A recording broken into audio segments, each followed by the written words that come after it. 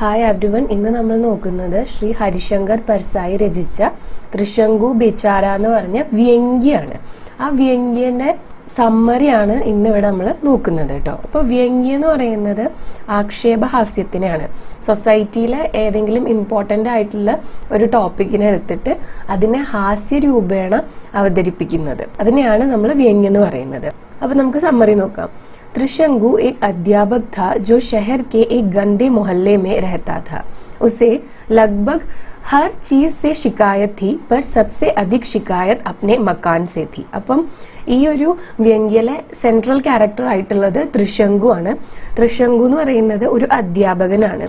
അപ്പം ത്രിശങ്കു ആ നാട്ടിലെ തന്നെ ഏറ്റവും മോശപ്പെട്ട ഒരു സൊസൈറ്റിയിലാണ് താമസിച്ചുകൊണ്ടിരുന്നത്, ഒരു ഏരിയയിലാണ് താമസിച്ചുകൊണ്ടിരുന്നത്. അപ്പൊ ത്രിശങ്കുവിനാണെങ്കിൽ ലൈഫിലെ എല്ലാ കാര്യത്തിലും ഇങ്ങനെ കുറ്റം കണ്ടുപിടിക്കുന്ന ഒരു ശീലമുണ്ട്. പക്ഷെ ഏറ്റവും ദേഷ്യം ത്രിശങ്കു താമസിക്കുന്ന ആ ഒരു ഏരിയനെയായിരുന്നു. ആ ഒരു ബിൽഡിംഗ് ഒക്കെ മാറിയിട്ട് ഇത്രയും കൂടെ സൊഫിസ്റ്റിക്കേറ്റഡ് ആയിട്ടുള്ള ഒരു സ്ഥലത്തേക്ക് പോകണം എന്ന് ആഗ്രഹം ഉണ്ടായിരുന്നു ത്രിശങ്കുവിന്. स्कूल में जो मकान मालिकों के बेटे थे उन्हें वह बहुत प्यार करता था. उनके लिए कुछ भी करने को वह तैयार रहता था. അപ്പം ഈ സ്കൂളിലുണ്ടല്ലോ മക്കാൻ മാലിക് എന്ന് വെച്ച് കഴിഞ്ഞാൽ ഈ ബിൽഡിംഗ് ഓണേഴ്സിന്റെ മക്കൾ ഉണ്ടാവും. ആ ആൺകുട്ടികൾ ബേട്ടേന്നാണ് പറയുന്നത്, ബച്ചേന്നല്ല. അപ്പം ആ കുട്ടികളെ ഹെൽപ്പ് ചെയ്യും, നല്ലോണം ഹെൽപ്പ് ചെയ്യും. അവർക്ക് വേണ്ടി എന്തും ചെയ്യാൻ വേണ്ടി തയ്യാറാണ് ഈ ത്രിശങ്കു എന്ന് പറയുന്ന സാറ്. അവരെ വലിയ ഇഷ്ടമാണ്. परीक्षा के महत्वपूर्ण प्रश्न भी उन्हें वह पहले ही बता देता था. അപ്പം ടീച്ചർ എന്നുള്ള ഡ്യൂട്ടി ഒന്നും പ്രോപ്പറായിട്ട് ചെയ്യണില്ല. കാരണം എന്താന്ന് വെച്ചാൽ ഈ എക്സാമിന് വരുന്ന ഇമ്പോർട്ടൻ്റ് ആയ ക്വസ്റ്റ്യൻസ് ഒക്കെ എക്സാമിന് മുമ്പ് ഇവർക്ക് മാത്രം പറഞ്ഞു കൊടുക്കുമായിരുന്നു ത്രിശങ്കു. यह सब करने के पीछे का राज है कि मकान मालिकों में से अगर एक भी प्रसन्न हो जाए तो त्रिशंकु उनसे एक अच्छे मकान की मांग कर सके. അപ്പൊ ഇതൊക്കെ ചെയ്യുന്നതിന്റെ പിന്നിലുള്ള കാര്യം എന്താന്ന് വെച്ച് കഴിഞ്ഞാല് ഈ ബിൽഡിംഗ് ഓണേഴ്സിൽ ആരെങ്കിലും ഒരാള് ഇംപ്രസ്ഡ് ആയി കഴിഞ്ഞാല് അവരുടെ അടുത്ത് പോയിട്ട് ഒരു നല്ല ബിൽഡിങ്ങിന് വേണ്ടിയിട്ടുള്ള മാങ്ക് എന്ന് വെച്ചാൽ ഡിമാൻഡ് ചെയ്യാൻ വേണ്ടിയിട്ടാണ്. ऐसे ही एक दिन त्रिशंकु की इच्छा पूरा करने का अवसर आया. അങ്ങനെ ഒരു ദിവസം ഈ ത്രിശങ്കുവിന്റെ ആഗ്രഹം പൂർത്തീകരിക്കാനുള്ള ഒരു അവസരം വന്നു.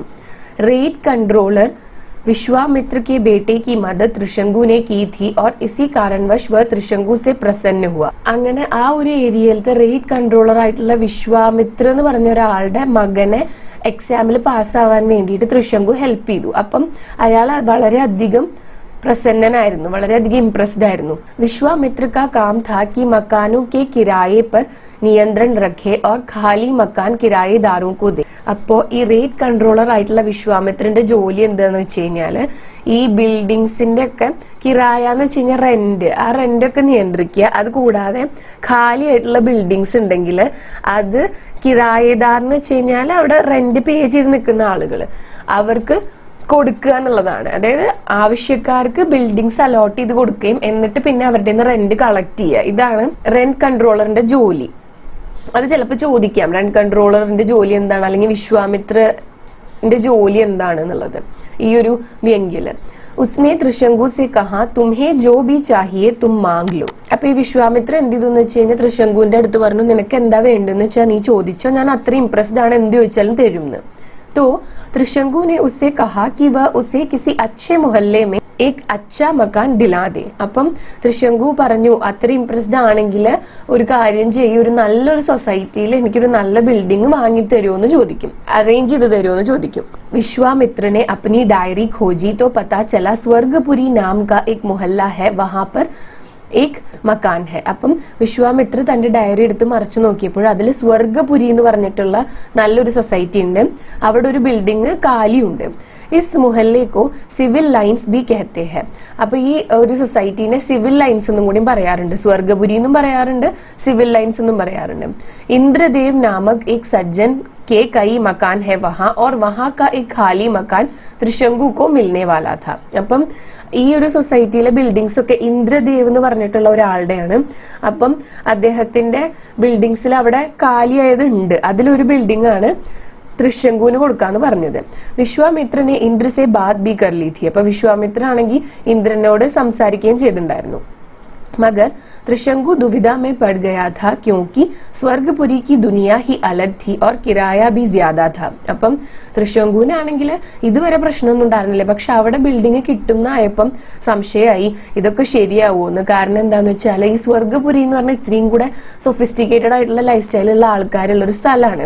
കുറച്ചും കൂടെ ലൈഫ് സ്റ്റേറ്റസ് അവിടുത്തെ ആൾക്കാരുടെ വളരെ ഡിഫറെന്റ് ആണ്. പിന്നെ അവിടുത്തെ റെന്റും കൂടുതലാണ്. അപ്പൊ തൃശങ്കുവിനെ അവിടെ ഉള്ളവർ ആക്സെപ്റ്റ് ചെയ്യോ, തൃശങ്കുവിനെ അവരുടെ ഇടയിൽ അഡ്ജസ്റ്റ് ചെയ്യാൻ പറ്റുമോ എന്നൊക്കെയുള്ള ചിന്തകൾ തൃശങ്കുവിന്റെ മനസ്സിൽ വരാൻ വേണ്ടിയിട്ട് തുടങ്ങി. അപ്പം तो विश्वामित्र ने उसे भरोसा दिला दिया कि वह इन सब की चिंता ना करे, वह सब संभाल लेगा. അപ്പൊ വിശ്വാമിത്ര എന്ത് ചെയ്തു?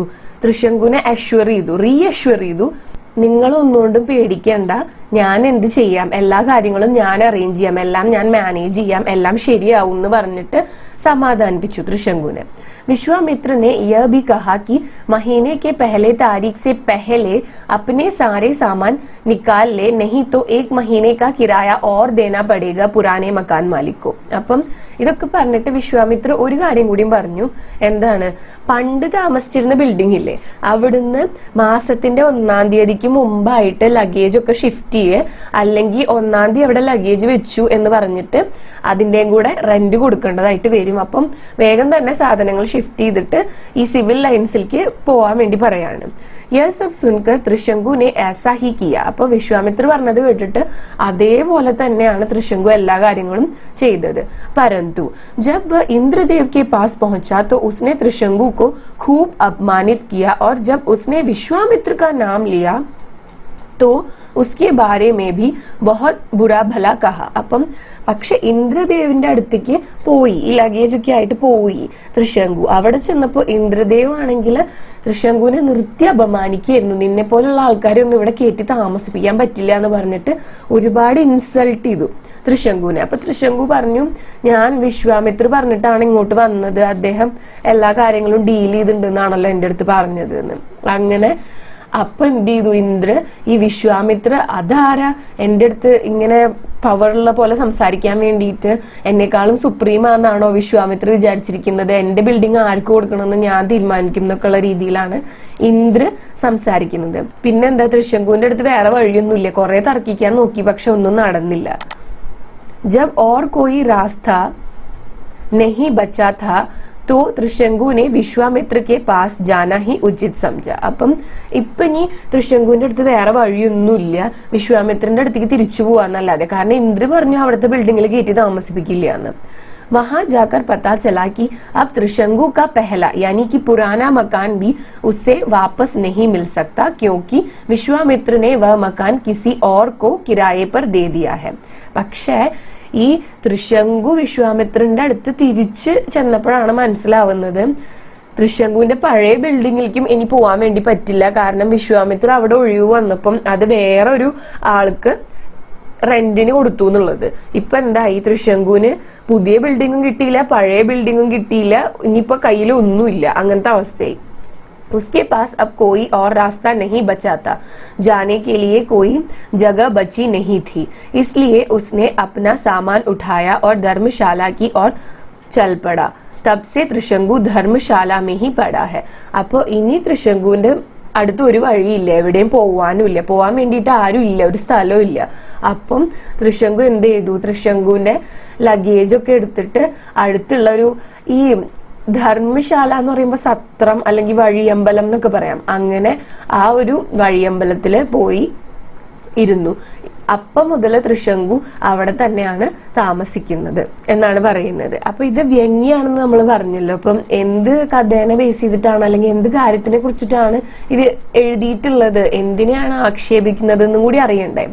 അപ്പം തൃശങ്കു, വിശ്വാമിത്ര, അതേപോലെ തന്നെ ഇന്ദ്ര എന്നൊക്കെ പറയുന്ന പേരുകള് ചിലപ്പോൾ നിങ്ങൾ കേട്ടിട്ടുണ്ടാവാം. അപ്പം ആ സ്റ്റോറി എന്താന്ന് വെച്ചാല്, पौराणिक कथा है कि त्रिशंकु को ऋषि विश्वामित्र ने अपने तपोबल से सदेह स्वर्ग भेज दिया था, पर देवों ने उसे वहां से निकाल दिया. പുരാണങ്ങളിൽ പറയുന്നത് തൃശങ്കുവിനെ ഋഷി വിശ്വാമിത്ര സ്വർഗത്തിലേക്ക് പറഞ്ഞു വിട്ടു എന്നുള്ളതാണ്. പക്ഷെ സ്വർഗത്തിലേക്ക് എത്തിയപ്പോൾ അവിടെ ദേവന്മാര് തൃശങ്കുവിനെ സ്വർഗത്തിലേക്ക് കയറാൻ വേണ്ടിയിട്ട് അനുവദിച്ചില്ല, അവിടുന്ന് പുറത്താക്കി. इधर विश्वामित्र ने उसे पृथ्वी पर नहीं आने दिया और वह बीच में ही उल्टा अटका है. അപ്പൊ ത്രിശങ്കു തിരിച്ചു വരാൻ വേണ്ടി നോക്കിയപ്പോ വിശ്വാമിത്ര കൊടുത്ത വരല്ലായിരുന്നു. അപ്പൊ വിശ്വാമിത്ര തിരിച്ച് ത്രിശങ്കുവിനെ ഭൂമിയിലേക്ക് വരാനും അനുവദിച്ചില്ല. അങ്ങനെ ലാസ്റ്റ് എന്തുണ്ടായി, ഈ ത്രിശങ്കുവിന് ഭൂമിയിലേക്കും വരാൻ പറ്റില്ല, സ്വർഗത്തിലേക്കും വരാൻ പറ്റില്ല. ഇതിന്റെ രണ്ടിന്റെ ഇടയില് സ്റ്റക്കായി പോയി ത്രിശങ്കു. അപ്പം ആ ഒരു പൗരാണിക ആ ഒരു കോണ്ടെക്സ്റ്റ് വെച്ചിട്ടാണ് ഈ ഒരു വ്യംഗ്യം എഴുതിയിട്ടുള്ളത്. ഇനി നിങ്ങളുടെ ടെക്സ്റ്റിൽ ഒരു ചെറിയ സമ്മറി കൊടുത്തിട്ടുണ്ട്, അതും കൂടെ നമുക്ക് നോക്കിയോ. हरिशंकर परसाई जी ने व्यक्ति और समाज के स्वस्थ विकास में बाधक परिस्थितियों को व्यंग्य शैली में निरूपित करते हुए अपनी कहानी त्रिशंकु बेचारा लिखी है. അപ്പം ഹരിശങ്കർ പർസായി എന്താണ് ഉദ്ദേശിക്കുന്നത് എന്ന് വെച്ച് കഴിഞ്ഞാല് ഒരു വ്യക്തി അതുപോലെ തന്നെ സമൂഹം അതിന്റെ ഡെവലപ്മെന്റിന് ബാധയായിട്ട് അതിനൊരു തടസ്സമായിട്ട് നിൽക്കുന്ന പല കാര്യങ്ങളെയും വ്യംഗ്യ ശൈലിയിൽ അവതരിപ്പിച്ചിരിക്കുകയാണ്. जिसमें उन्होंने समाज में व्याप्त भेदभाव और आपसी वैमनस्य को दर्शाया है. അപ്പം സമൂഹത്തിൽ ഇപ്പോഴും എക്സിസ്റ്റ് ചെയ്യുന്ന ആ ഭേദഭാവം എന്ന് വെച്ച് കഴിഞ്ഞാൽ ആ ഡിസ്ക്രിമിനേഷൻ, ആ വേർതിരിവ്, അതുപോലെ തന്നെ ആപ്പസി വൈമനസ്യ തമ്മിലുള്ള ഇഷ്ടമില്ലായ്ക, ഇതൊക്കെയാണ് കാണിക്കുന്നത്. इसमें परसाई जी ने अपने मन की बात को बड़ी सहजता से त्रिशंकु की पौराणिक कथा के माध्यम से वर्तमान सामाजिक वैमनस्य को निरूपित किया है कि किस प्रकार एक अस्वच्छ मोहल्ले में रहने वाला अध्यापक किसी अच्छी जगह और अच्छे मकान में रहने की चाह में सामाजिक भेदभाव का शिकार होकर पहले वाले किराए के मकान से भी हाथ धो बैठता है और धर्मशाला में रहने को मजबूर हो जाता है. അപ്പം ഈ ഒരു വ്യംഗ്യയില് ഹരിശങ്കർ പർസായി ജി തന്റെ മനസ്സിലുള്ള അല്ലെങ്കിൽ താൻ കണ്ടുവരുന്ന ഈ സമൂഹത്തിലെ വൈമനസ്യത്തെ ആ പൗരാണിക കഥയെ ബേസ് ചെയ്തുകൊണ്ടാണ് ഈ വ്യംഗ്യ രൂപത്തിൽ ഇവിടെ അവതരിപ്പിച്ചിട്ടുള്ളത്. എന്താണ് ഇവിടെ ഉണ്ടാവുന്നത്?